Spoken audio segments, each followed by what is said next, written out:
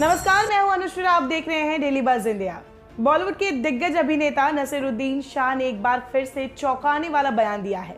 उनका कहना है कि भारतीय फिल्म इस्लामोफोबिया से ग्रसित है। साथ ही भारत में ऐसी फिल्में बनाई जा रही हैं जो सरकार के पक्ष में हो। एक चैनल से बात करते हुए उन्होंने कहा, नाजी जर्मनी में भी ऐसा प्रयास किया गया था। जो फिल्म मेकर्स लाजवाब थे, उन्हें इकट्ठा करके नाजी फिलॉसफी पर फिल्में बनाने को कहा गया। हालांकि शाह का कहना है कि उनके पास पक्के सबूत तो नहीं है, लेकिन ये सब आजकल की फिल्में देखकर समझना लाजमी है। वो कहते हैं, जिस तरह की बिग बजट की फिल्में आ रही हैं, वो कट्टरवादी एजेंडे को नहीं छिपा सकती।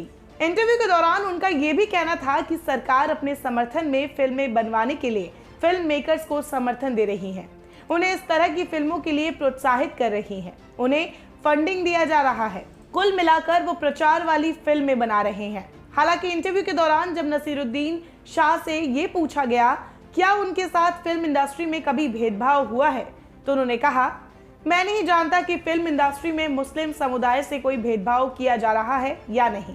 मैंने कभी भेदभाव जैसी बात महसूस नहीं की। मुझे अपने करियर की शुरुआत में ही नाम बदलने की सलाह दी गई थी, लेकिन मैंने अपना नाम बनाए रखा। मैं नहीं मानता कि इससे कोई अंतर पैदा हुआ होगा। हालांकि ये कहते हुए उन्होंने इस बात को स्वीकार किया कि इंडस्ट्री के बाहर भेदभाव मौजूद है। नसीरुद्दीन शाह ने अपनी बात को और भी मजबूती से रखते हुए कहा, मैं मानता हूं कि हमारा योगदान अहम है, लेकिन इंडस्ट्री में पैसा ही भगवान है। आप यही जितना पैसा कमाते हैं, उसी के मुताबिक आपकी इज्जत होती है। उन्होंने बॉलीवुड की खान तिकड़ी का उदाहरण देते हुए अपनी बात रखने की कोशिश की। साथ ही उन्होंने ये भी कहा कि आप देख सकते हैं, आज भी बॉलीवुड के तीनों खान टॉप पर है। साथ ही वो रिजल्ट भी दे रहे हैं। देखिए, नसीरुद्दीन शाह बेशक एक बेहतरीन अभिनेता है। बॉलीवुड में उनका योगदान भी अतुलनीय है।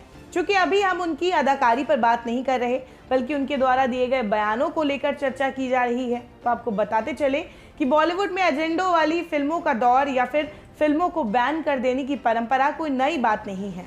अगर इसे निष्पक्ष नजरिए से देखा जाए तो आप इससे पहले की सरकारों को भी अपने रीजन में फिल्मों को बैन करवाना या उस पर आपत्ति जताने जैसी बातों को देख सकते हैं। उदाहरण के लिए इसका क्लासिक एग्जाम्पल है इमरजेंसी के वक्त आई फिल्म आंधी। फिल्म के डायरेक्टर गुलजार साहब है।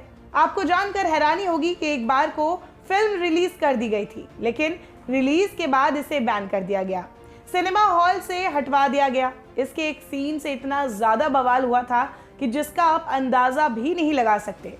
फिल्म को इंदिरा गांधी के लाइफ पर बनी फिल्म भी बता दी गई थी।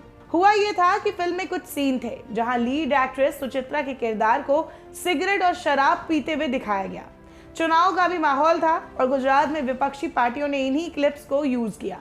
इन सीन्स को ऐसे प्रचारित करना शुरू किया कि जैसे ये सब इंदिरा ही कर रही हो।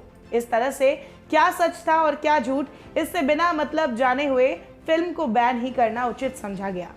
ठीक यही स्थिति 3-4 साल पहले रिलीज हुई मधुर भंडारकर की फिल्म इंदु सरकार के साथ भी हुई थी।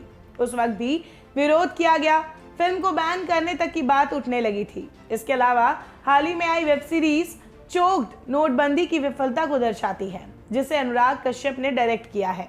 अनुराग कश्यप के निर्देशन पर साफ साफ उनका राजनीतिक परसेप्शन हावी होता नजर आया था। कुल मिलाकर आजकल अभिनेता और डायरेक्टर भी अपना खेमा बनाने में पीछे नहीं रह गए हैं।